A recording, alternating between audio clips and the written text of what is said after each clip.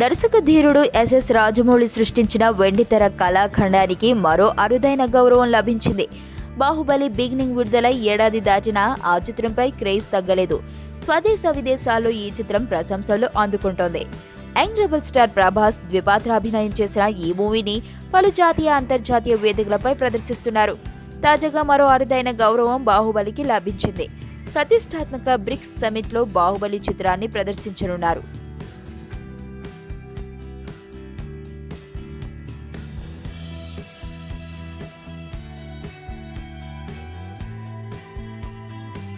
భారత్తో పాటు Brazil, Russia, China, south ఆఫ్రికాలో భాగంగా ఉన్న బ్రిక్స్ సమిట్ సెప్టెంబర్ 2 నుంచి 6 వరకు ఢిల్లీలో జరగనుంది.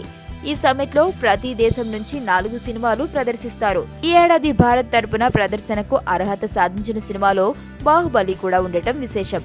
బాహుబలితో పాటు బాజీ మస్తానీ, సినిమావాలా ఇతి చిత్రాలను విదేశీ ప్రతినిధులు వీక్షించనున్నారు.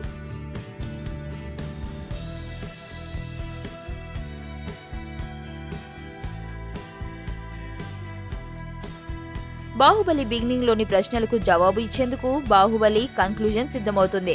మొదటి పార్ట్ కంటే రెండో పార్ట్ మరింత అద్భుతంగా ఉండాలని రాజమౌళి శ్రమిస్తున్నారు. ఈ చిత్రం వచ్చే సంవత్సరం ఏప్రిల్ 28న ప్రపంచవ్యాప్తంగా విడుదల కానుంది. నేను ఆనంద్. ఈ భూమన్నా, ఈ భూమి మీద ఏ సృష్టి అన్నా నాకు చాలా ఇష్టం.